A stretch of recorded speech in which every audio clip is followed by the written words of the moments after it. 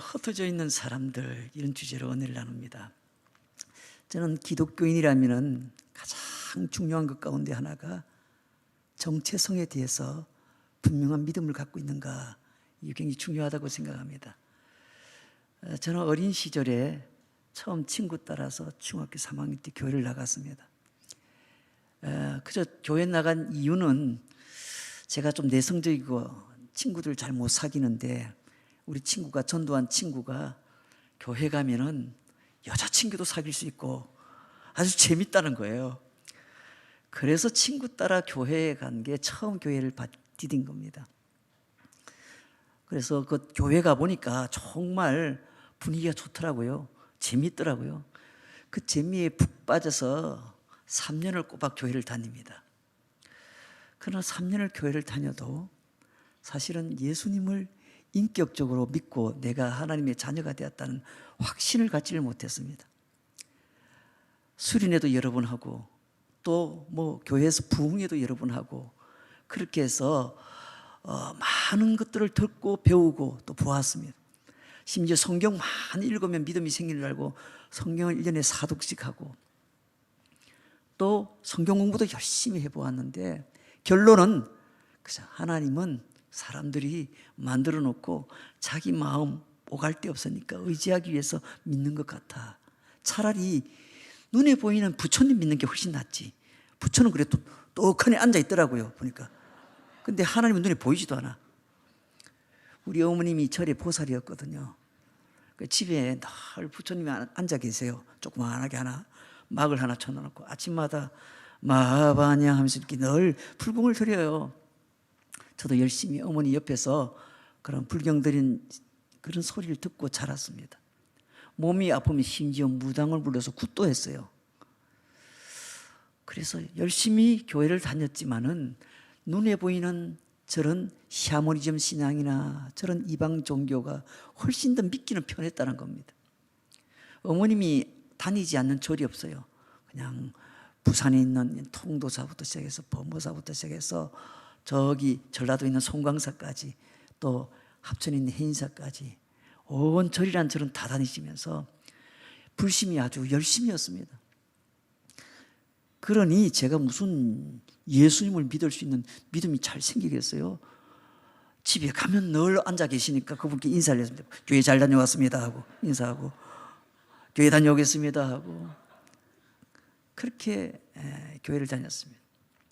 고등학교 2학년 때는 고등부 회장 한번 해볼 거라고 열심히 부처님께 기도했습니다. 교회 회장 되게 해달라고.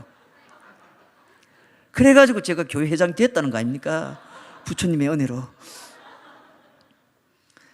누구보다 성경도 많이 알고 교회도 열심을 내고 그랬지만은 하나님의 자녀라는 정체성을 얻지를 못했습니다.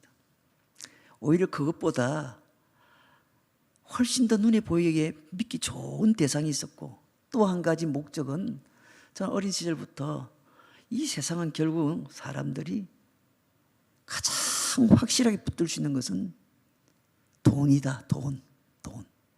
그 생각을 했습니다. 왜냐하면 돈으로 안 되는 일이 거의 없더라고요. 돈만 쓰면요 어지간한 문제도 해결돼요. 그게 법적인 문제든 경찰이든 무슨 문제든 돈이면 다 해결됐어요. 제 어린 시절에 돈으로 안 되는 일이 없었어요. 여러분 후진국에 가보면요 돈으로 해결되지 않는 게 없어요. 저 캄보디아 같은 나라에 제가 참 자주 다니는데요, 학교를 하나 운영하다 보니까. 그런데 갈 때마다 그 비자 통과하기 위해서 빨리 가려면 간단해요. 그냥 한 10불 그냥 쥐어주면 그냥 다 통과해요. 그냥 돈으로 안 되는 게 없더라고요, 후진국일수록. 우리나라가 과거에 그랬습니다. 돈으로 안 되는 게 없습니다. 그래서 제 마음에는 돈이 최고다. 요즘은 어떤지 모르겠습니다만 요즘도 우리나라의 웬만한 구조적인 문제는 다 돈 문제입니다. 정치든 경제든 어떤 구조든 돈이 개입되지 않는 문제가 없잖아요. 여러분들의 생활에 돈은 아마 밀접한 관련이 있을 겁니다. 먹고 살려면 돈이 있어야 되니까 당연한 것 아니겠습니까? 사업을 해도 돈이 있어야 되고.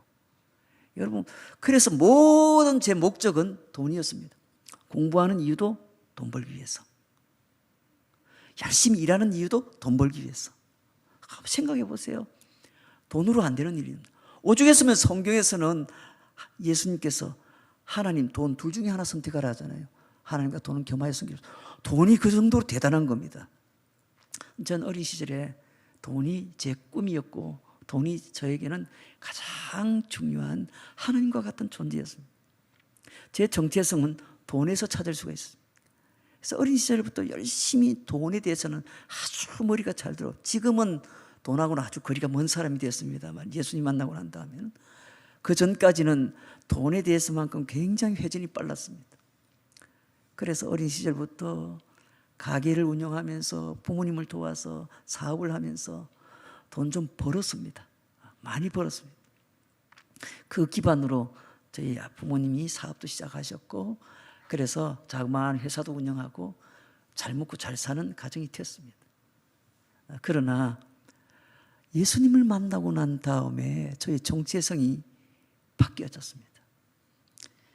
여러분, 사람들은 지금도 자신이 누구인가 이 문제를 가지고 평생 고민하면서 살아가는 사람들이 너무 많습니다.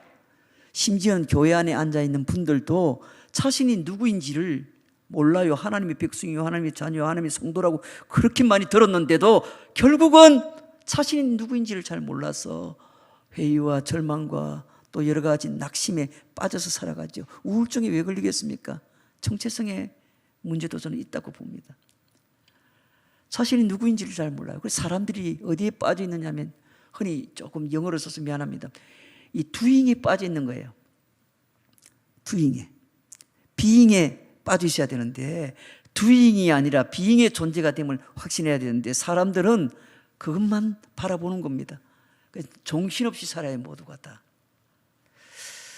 이사야 성경의 40장 31절 말씀에 보면 이런 말씀이 있습니다. 오직 여호와를 앙망하는 자는 새 힘을 얻으리니 독수리가 날개치며 올라감 같을 것이요 다른 박지라 해도 곤비하지 아니하겠고 걸어가도 피곤하지 아니하리로다.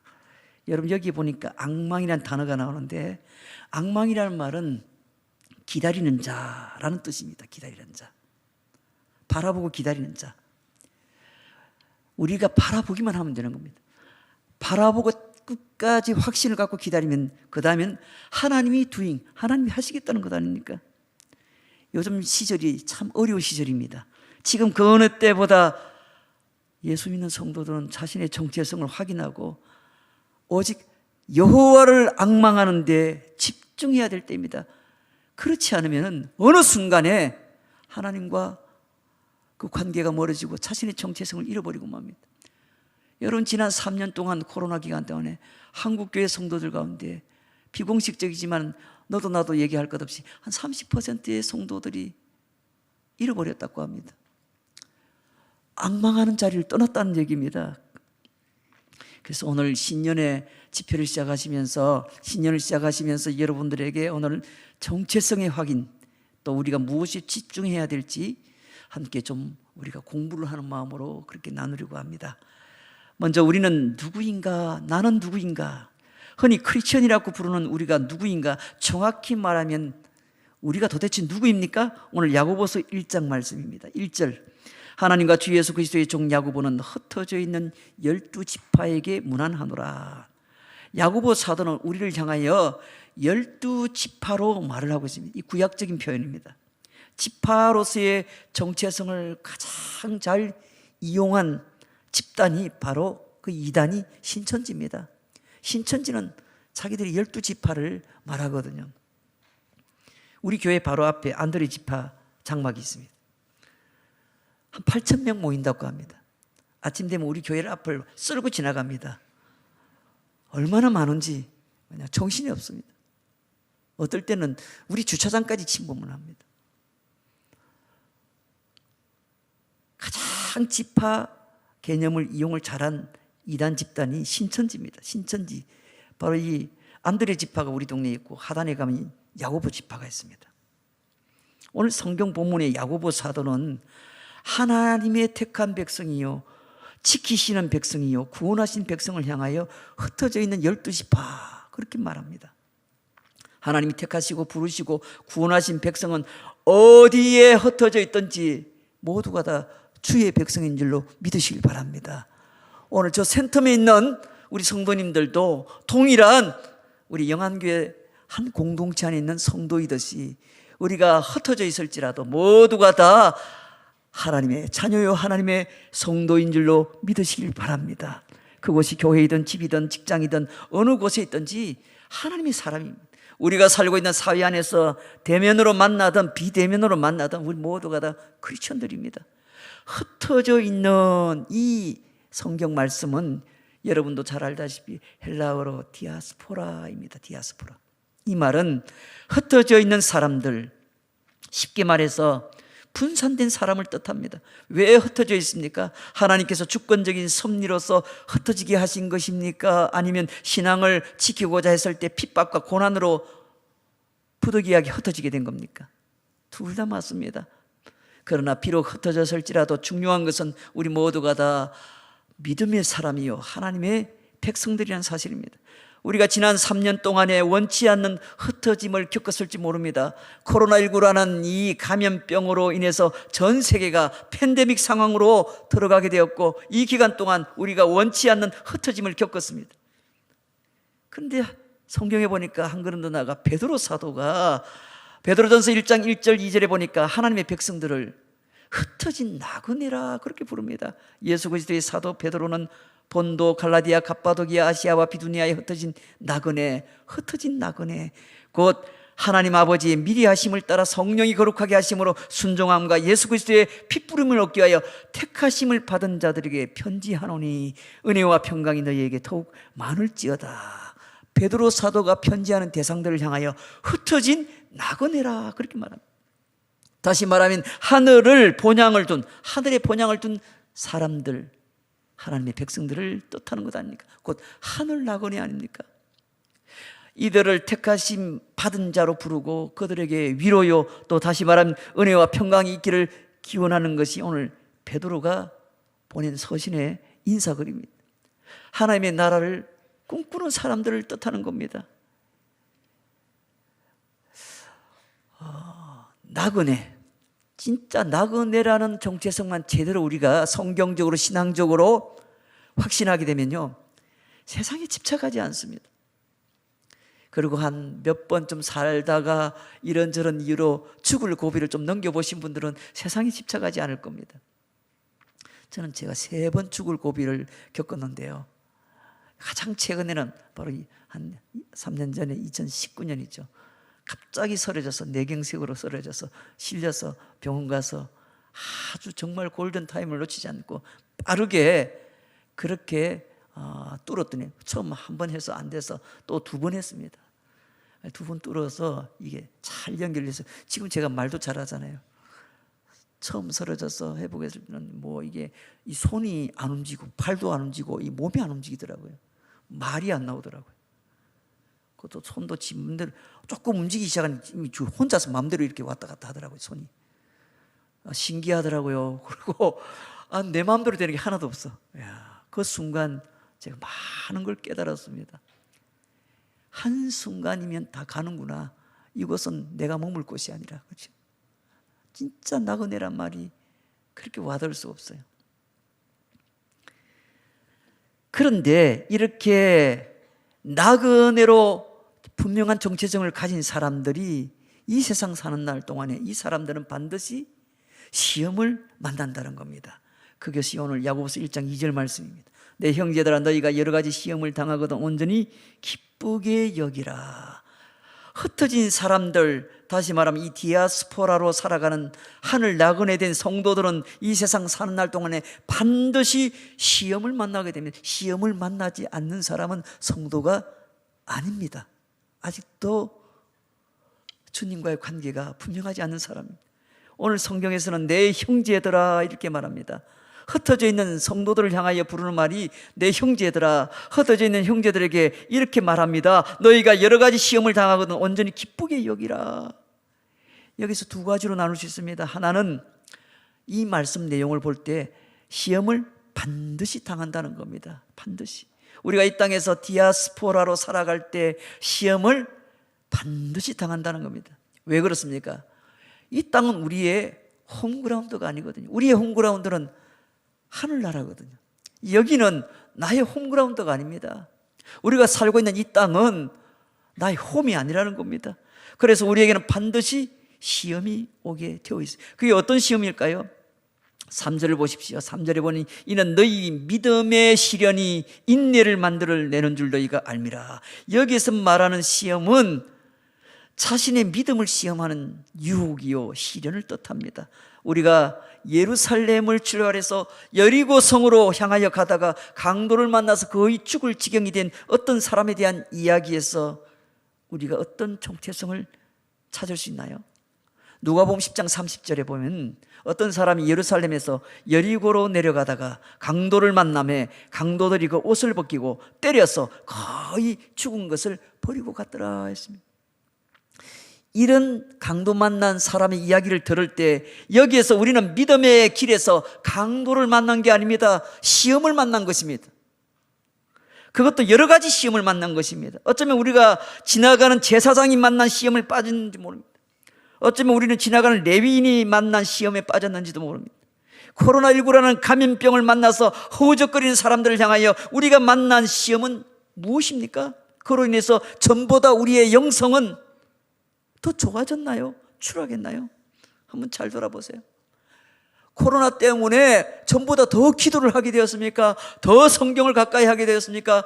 전보다 더 뜨거운 열정으로 예배의 자리에 나와왔습니까? 우리가 만난 시험은 우리의 정체성을 확인하는 겁니다.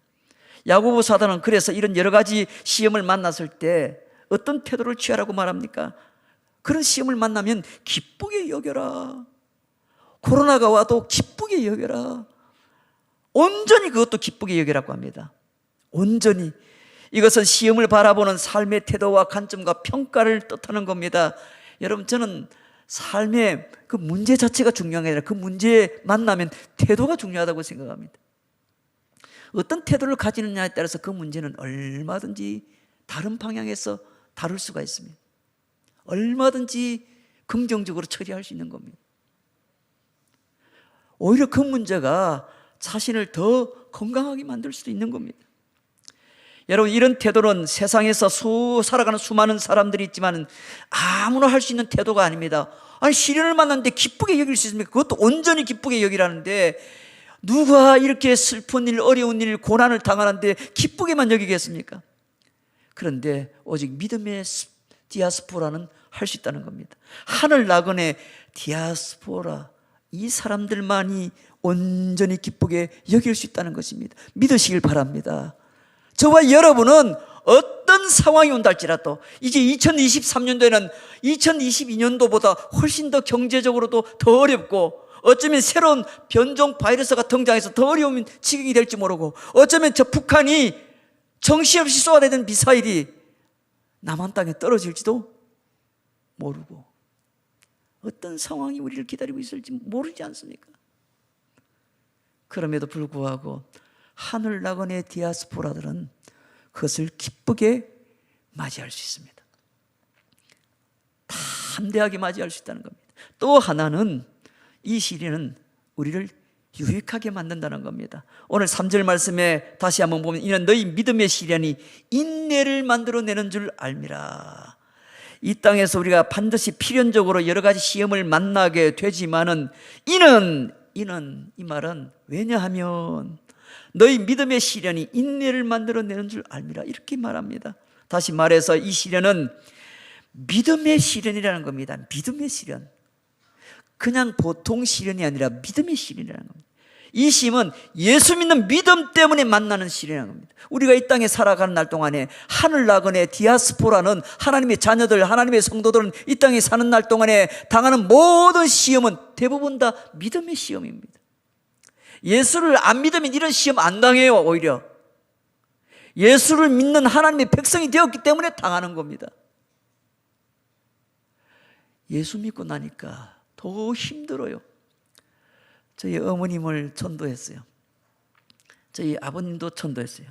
동생들도 다 전도했어요. 제가 예수님 만나고 기적처럼 예수님 만나고 난 다음에 1년 안에 우리 가족 전도를 다 했어요. 이유는 뭐냐면 제가 너무 분명하게 주님을 만났거든. 제가 얼마나 합리적이고 이성적인 사람인지 모릅니다. 저는 제 자신을 믿었습니다. 나는 싸움도 1등하고 공부도 1등하고 사업도 잘하고 아주 교만 충만했습니다. 어린 시절에 정말 뭐든지 1등. 우리 어머님 소원처럼 저는 의사가 되기를 원했고 병원도 세우고 그래서 제 마음대로 살았어요. 근데 주님을 만나고 보니까 세상이 다르게 보여. 하나님의 존재가 온 만물에서 다 눈이 보이는 거예요. 주님을 만나고 나니까 너무 분명한 거예요. 그러니 우리 어머님이 지금 우상 앞에 가서 지금 매일같이 이거 두드리고 있잖아요. 그러니 제일 불쌍한 거예요, 이분이. 왜? 나를 낳아주신 분인데. 제가 무려 1년 가까이, 정확하게만 10개월 정도를 매일같이 교회에서 철야기도 했습니다. 우리 어머니 예수 믿게 하기 위해서. 우리 어머니 어디 갔는지 아세요? 절에 갔습니다. 아들 돌아오게 해달라고. 제가 정신이 나가가지고 낮에는 전도지 들고 돌아다니고 밤에는 교회 가서 기도하고 집에는 안 들어오고 하니까 우리 어머니 큰일 났다고. 얘가 미쳤나 봐. 아니 하라는 공부는 안 하고 하라는 대학 가서 좋은 대학 가가지고 좋은 거 공부하면서 그것도 다 때려치우고 앉아서 매일같이 노방전도를 제가 3년을 다녔거든요. 정신 나갔다고 우리 아들 돌아오게 해달라고 금식하며 불공 드리고 있는 거예요. 저는 교회 가서 우리 어머님을 위해서 열심히 기도하고. 이게 여러분 성령과 악령이 싸우면 누가 이기겠습니까? 성령이 이기죠. 당연히.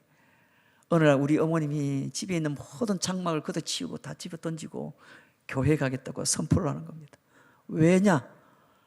아들이 믿는 그 하나님이 자기에게 왔다는 겁니다. 충격을 받은 거예요, 이게.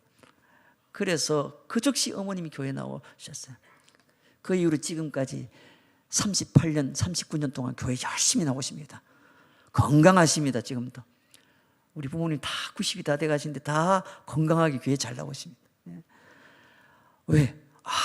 성령이 악령을 이기죠, 당연히. 여러분, 예수 믿고 난 다음에 1년 동안에 얼마나 어려운 일이 많았는지요. 우리 어머님 그렇게 우상을 열심히 섬겼고 온 동네 아주머니들 30명, 50명 데리고 절에 다녔는데 이런 어머니가 이제는 거꾸로 전도를 해서 교회를 데리고 다니니까 상황이 바뀌었던 거예요. 그러니 사단이 그냥 있겠습니까? 얼마나 힘들어요. 저희 어머님 병들죠. 가족들이 우환이 생기죠. 온갖 일들이 다 벌어지는 거예요. 여러분, 믿음을 갖고 믿음대로 살려고 하는 사람, 특히 믿음으로 해보려고 하는 사람에게는 반드시 시험이 옵니다. 안 온다면 그건 거짓말입니다. 이건 충분히 경험하는 데서 제가 얘기하는 겁니다.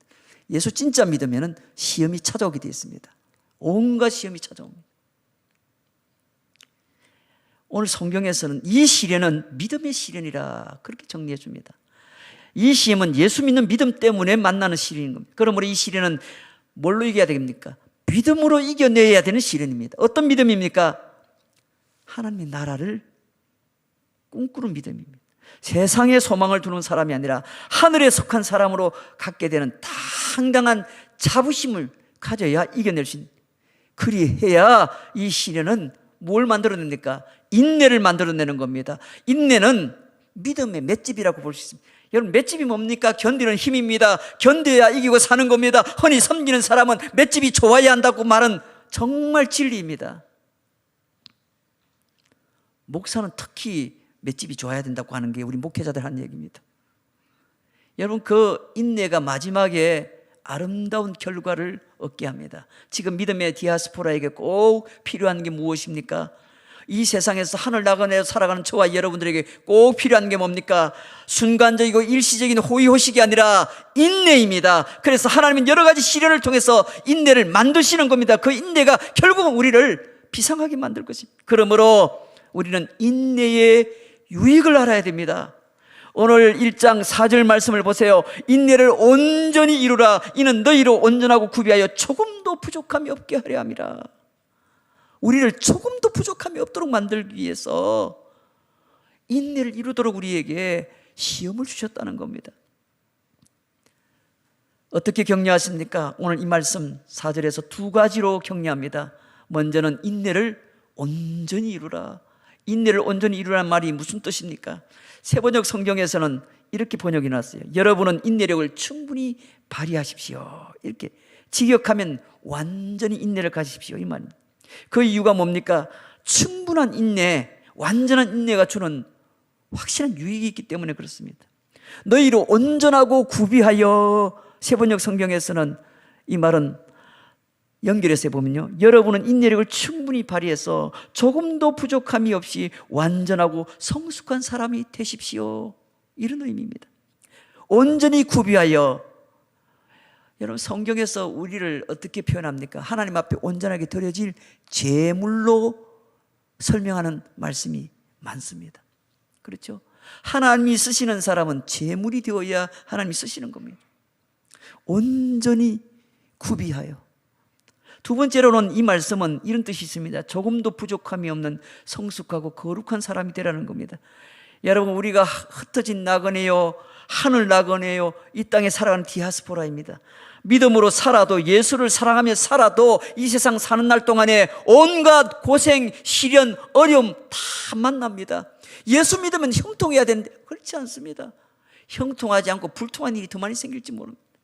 예수 믿으면 좀 쉽게 살아야 되는데, 평안해야 되는데 그렇습니까? 쉽고 평안하지 않습니다. 성경은 이 땅에서 살아가는 하나님의 사람들의 길은 결코 넓은 길이라 말하지 않습니다. 좁고 협착된 길이라고 말하지. 그렇다고 해서 우리가 울면서 비관하면서 낙담하면서 살아야 될 그런 사람이 아닙니다. 우리의 삶과 믿음의 마지막 목표는 하나님께서 사용하시고 쓰시는 완전한 헌신된 도구로 준비되는 겁니다. 하나님이 받으시고 기뻐하실 만한 성숙하고 거룩한 사람으로 만들어지고 다듬어져 가야 되는 겁니다. 언제까지 그렇게 다듬어져야 됩니까? 주님 앞에 설 때까지. 거꾸로 올라가면요, 그래서 하나님은 귀한 디아스포라들에게 여러 가지 시련을 만나게 하시고 시련을 통해서 인내를 키우셔서 견디게 하셔서 결국은 마침내 아름다운 마무리 결과를 만들어내실 것이라는 겁니다. 결론의 부분이 나와 있는 야고보서 5장으로 가볼까요? 야고보서 5장 7절 8절에 이렇게 말합니다. 그러므로 형제들아, 주께서 강림하시기까지 길이 참으라. 보라, 농부가 땅에서 나는 귀한 열매를 바라고 길이 참아 이른 비와 늦은 비를 기다리라니 너희도 길이 참고 마음을 굳건하게 하라. 주의 강림이 가까우시니라. 여러분, 주님이 오실 때가 다 되었다는 겁니다. 야고보서 5장 11절에는 어떻게 말합니까? 보라, 이 마지막 절이죠. 인내하는 자를 우리가 복되다 하나니 너희가 욥의 인내를 들었고 주께서 주신 결말을 보았거니와 주는 가장 자비하시고 긍휼히 여기시는 이시니라. 여러분, 어떻게 살기로 여러분 작정하십니까? 저는 예수님 만나고 난 다음에 오직 예수님을 위해서 살기로 작정을 했습니다. 근데 나 같은 죄인이 목사가 된다는 것은 너무 부끄러워서 목회자가 될 생각은 추워도 꿈꿔본 적도 없습니다. 왜냐하면 제가 너무 교회에 나쁜 짓 많이 했습니다. 돌 던져서 교회 유리창은 다 깨고 술병 갖다 놓고 오줌도 싸고 온갖 교회에 못된 짓은 다 했습니다. 제가. 그런 제가 무슨 목사가 되겠습니까? 부끄럽게 상상도 하지 않았습니다. 그런데 계속 엎드려서 기도하기 시작하는데 하나님께서 아주 세미한 음성을 들려주시면서 성경을 보게 하셨어요. 내가 너의 갈 길을 가르쳐 보이고 너를 주목하여 훈계하리로다. 그렇게 말씀하시면서 이 시편 32편 8절 말씀을 주시면서 저에게 아주 뚜렷한 길을 보여주셨어요. 그래서 평생 오직 주님을 위해서 살겠다. 그런데 그 방법은 저같이 이렇게 목회도 할 수 있고 여러 일을 할 수 있습니다. 저희 동생들도 다 믿음이 좋습니다. 나름대로 다 아주 그냥 저희 온 가족들은 오직 무슨 일을 하든지 어떤 직업을 갖든지 반드시 복음을 전하고 자신의 모든 것을 들여서 복음을 전하다고 살다가 주님 앞에 가기로 온 가족들이 그렇게 작정하고 가정 예배도 그렇게 드렸고요. 저에게 아들, 딸 둘이 있는데 다 장가 시집 보내야 됩니다. 지금 걱정스러운데. 그런데 하나는 병원에서 일하고 하나는 또 정부에서 재정관리를 맡은 회계사로 일을 하고 있습니다. 둘 다 캐나다에 있습니다. 그런데 얘들 둘이는 다 꿈이 선교입니다. 자신이 어떤 것을 가지고도 결론은 다 복음을 전하고 선교하는 일에 헌신되어 있는 아이들이, 우리 가족들이 다 그렇습니다. 왜냐하면 예수님을 만나고 나니까 이 세상 사는 의미 자체가 나그네로 살지 않습니까? 때 되면 다 두고 가야 될 것 아닙니까? 근데 이 땅에 사는 날 동안에 무엇을 위해서 사는 게 가장 행복한 인생인가? 리고레 목사님이 쓴 이 목적이 이끄는 삶, 그 책을 꼭 한번 보세요. 내가 어떻게 살아야 될지 아주 정확하게 말씀해 놓았습니다. 여러분, 우리가 이 땅에 믿음의 나그네로 살아가는 것을 결코 잊지 마시길 바랍니다. 이 땅에서 디아스포라가 만나는 시련은 믿음의 시련입니다. 그래서 우리가 만나는 여러 가지 시험은 믿음으로 해석하고 바라봐야 될 시련입니다. 믿음으로 견디고 이겨내야 될 시련입니다. 믿음으로 하나님이 만드신 결말을 기대하는 시련입니다. 그래서 지금 겪고 있는 시험에 대하여 잘 모른다면은, 그래도 모른다면 야고보 사도는 이렇게 우리에게 충고합니다. 권면합니다. 5절 말씀, 너희 중에 누구든지 지혜가 부족하거든 모든 사람에게 후히 주시고 꾸짖지 아니하시는 하나님께 구하라, 그리하면 주시리라. 할렐루야. 하나님께 구하시면은 내가 어떻게 살아가야 될지 반드시 지혜를 주십니다. 왜냐하면 이 땅에서 만나는 어떤 시련도 하나님의 사람들, 디아스포라는 반드시 이겨낼 수 있는 믿음을 갖고 있기 때문에 본질적으로 하나님의 사람의 그 비상을 막을 수가 없습니다. 우리는 이 결과를 아는 사람, 결말을 아는 사람들입니다. 욥의 인내를 보고 그 결말을 우리가 알고 있는 사람들입니다. 지금은 엔데믹 시대입니다. 그 어느 때보다 지금은 우리의 정체성을 확인하고 하나님의 나라를 꿈꾸고 비상해야 될 때입니다. 멈추지 마십시오. 여러분이 일어날 자리, 그리고 날아오를 자리로 나아가십시오. 그것이 예배의 자리라면, 기도의 자리라면, 선교와 전도의 자리라면 주저없이 그 자리로 여러분이 나가셔야 됩니다. 왜? 여러분은 이 땅에 있는 디아스포라요, 하늘 나그네로 살아가는 사람들이기 때문에 그렇게 살아간다면 하나님께서 어떤 시험을 통해서라도 여러분에게 인내의 그런 힘을 주실 것입니다. 지금은 그 어느 때보다 비상시국이고, 지금 그 어느 때보다 비상해야 될 때, 일어서야 될 때입니다. 한국교회 어떤 면에서는 2023년은 굉장히 중요한 해가 될지 모릅니다. 그리고 새로운 어떤 큰 변화의 전환점이 될 가능성이 많습니다. 코로나 3년은요, 모두가 다 예상을 했습니다. 왜? 어지간한 감염병은 패스트도 그랬고요, 패스트는 더 오래 갔습니다. 기본적으로 3년 이상은 가게 되어 있습니다. 그리고 앞으로 이것은 점차 감기 정도로 여기고 약 먹고 그냥 쉬는 정도로 끝날지 모릅니다. 그러나 이 과정을 통해서 반드시 새로운 상황이 우리 앞에 기다리고 있을 것입니다. 그러나 두려워할 필요가 전혀 없습니다. 우리는 하늘 나그네요, 디아스포라이기 때문에 이곳에서 우리가 더 누구보다 열심히 살아야 될 이유가 있는 겁니다. 이곳에서 누구보다 더 뜨거운 열정을 갖고 살아야 될 이유가 확실한 겁니다. 사랑하는 성도 여러분, 새해를 시작하면서 오늘 야고보 사도가 우리에게 가르쳐준 이 믿음의 정체성을 분명하게 여러분 붙드시길 바랍니다. 그리고 물러서지 마십시오. 정면 돌파를 하셔야 됩니다. 정면 돌파. 그래서 가정에 있든 어느 자리에 있든지 여러분 그 예배의 자리, 기도의 자리를 양보하지 마십시오. 누구보다 이제는 전투적으로 나아가야 될 때입니다. 적극적으로. 우리 함께 기도하겠습니다. 오늘 말씀 붙들고 함께 기도할 때 야고보 사도는 그렇게 잘 모르고 힘들거든 모든 지혜를 주시는, 꾸짖지 아니하시는 하나님께 구하라고 했습니다. 오늘 밤에 여러분들 오늘 이 말씀 붙들고 새해를 시작하면서 하나님을 꽉 붙드시길 바랍니다. 그리고 이 비상시국에 날아오르시길 바랍니다. 우리는 여호와를 앙망하는 사람들입니다. 누구보다 하나님이 해주시는 것을 믿고 그 하나님을 바라보는 사람들입니다. 오늘 하나님께서 우리의 분명한 정체성을 가르쳐 주시면서 오직 하나님의 나라를 꿈꾸며 살아가도록 우리에게 도전하셨습니다. 영안교회는, 영안교회 안에 있는 공동체 안에 있는 성도들은 이 땅에 집착하여 살아가는 공동체가 아닙니다. 하늘나라에 본향을 두고 하늘 나그네로 살아가는 하나님이 보내신 사람들입니다. 그러므로 우리는 모두가 다 세상에 보내어진 사명자인 줄로 믿습니다. 오늘 이 말씀 붙들고 우리 주여 한번 외치고 하나님 앞에 간절히 결단하며 나아갑니다. 주여 아버지 하나님 은혜를 감사합니다. 오늘 밤에 이 새해를 시작하면서 주께 무릎 꿇고 나아갑니다. 주님께서 오늘 밤에도 귀한 말씀을 통하여 우리에게 들려주신 하늘나라의 나그네의 정체성을 다시 한 번 더 꽉 붙들게 하시고 오직 여호와를 앙망하며 믿음으로 나아가게 하여 주시옵소서. 우리의 소망이 이 땅에 있는 것이 아니라 하늘에 있음을 분명히 믿고 나아가게 하여 주시옵소서.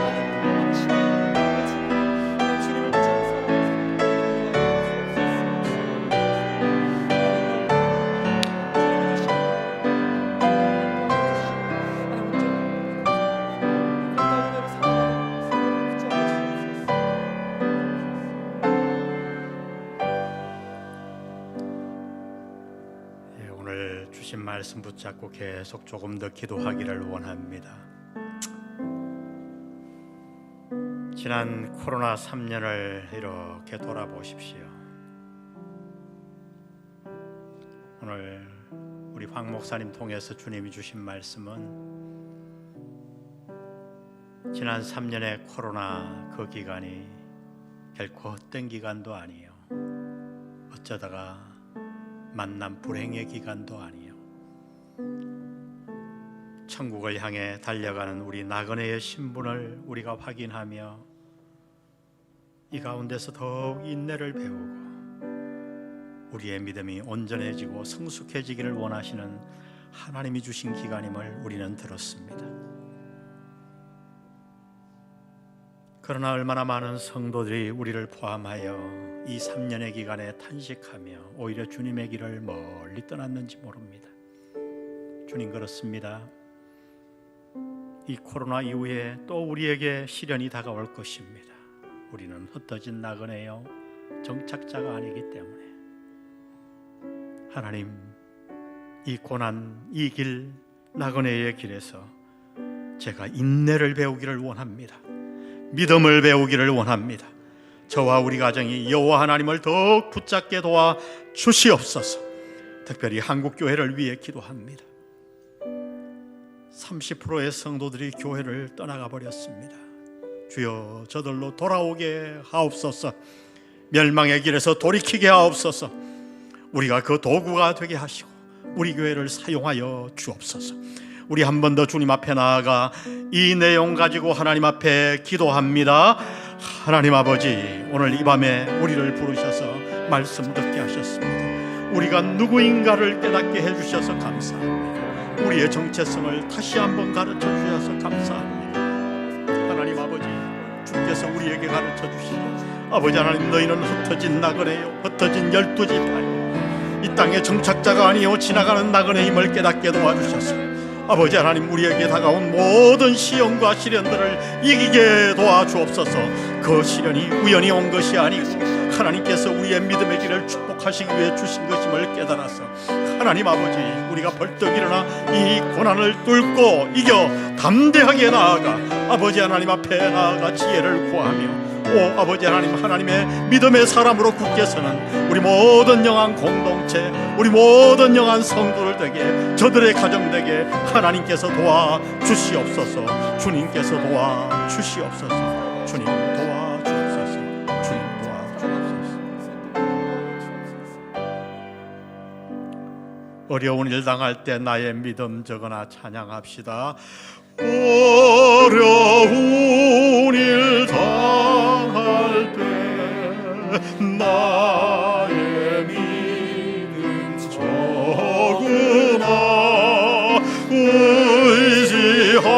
의지하는데 주를 더욱 의지합니다. 세월 지나갈수록 의지할 것뿐일세. 무슨 일을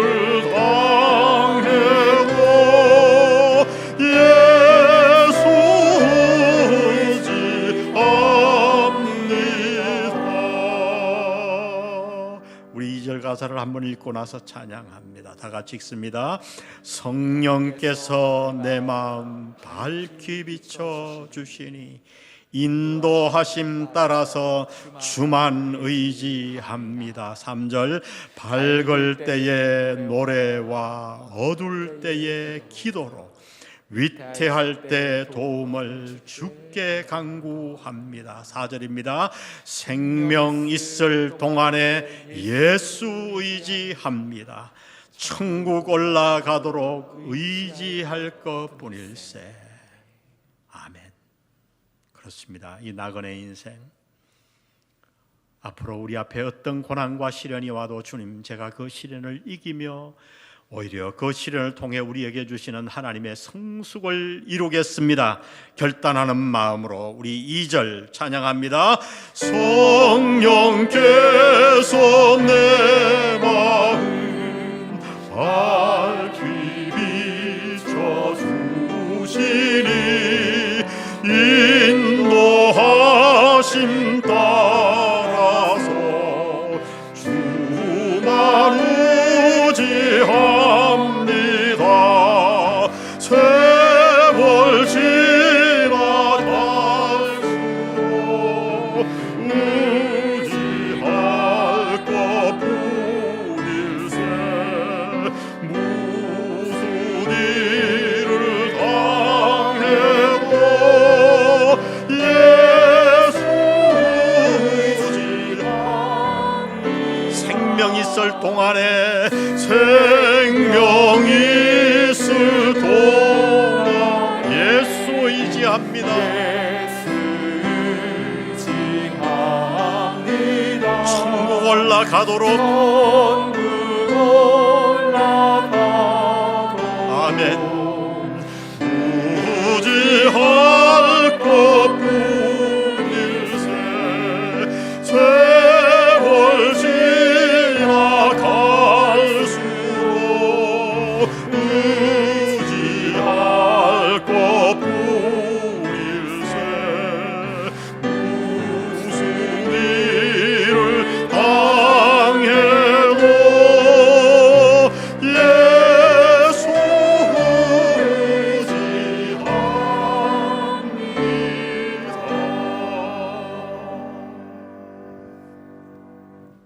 아버지 하나님, 우리가 입을 열어 생명 있을 동안에 예수 의지하겠다고 고백했습니다.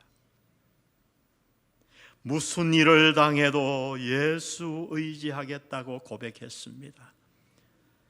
주님, 이 고백이 우리의 진정되게 도와 주옵소서. 오늘 새 벽두에 우리를 부르시고 우리가 누구인가를 가르쳐 주셔서 감사합니다. 우리가 흩어져 있는 나그네이기에 이 땅이 본향이 아니고 천국을 향해 가는 순례자이기에 우리 앞에 시련이 있음도 가르쳐 주셔서 감사합니다. 그러나 아버지 하나님, 그 시련이 우연한 불행이 아니요, 하나님께서 우리에게 성숙을 주시기 위한 놀라운 수단임을 가르쳐 주셔서 감사합니다. 시련에 유익이 있음을 배웠사오니 주여, 이제부터 이 시련에 지지 말게 하시고 어떤 시련이 와도 더욱 예수님 의지하게 도와 주시옵소서. 믿음의 사람 되게 도와 주시옵소서. 이 코로나를 우리 모든 성도들이 일어나 벌떡 이기고 믿음으로 이기고 성숙하여 이 시련을 지나 하나님이 원하시는 아름다운 온전한 자가 다 되게 도와 주옵소서. 이 새해에 우리의 달려갈 길을 오직 주님께만 의지합니다. 예수님 손만 붙잡고 23년도도 달려가겠습니다. 주님 동행해 주시고 올해 말 우리 모든 성도들이 다 목소리를 합하여 내가 믿음으로 23년을 살았고 23년을 사는 동안 내가 성숙하여졌고 하나님께 복을 받았다는 간증을 다 나누는 자들이 되게 도와주옵소서. 오늘 이 밤에 우리와 함께 하시는 주님에게 감사하오며 예수님의 이름으로 기도합니다.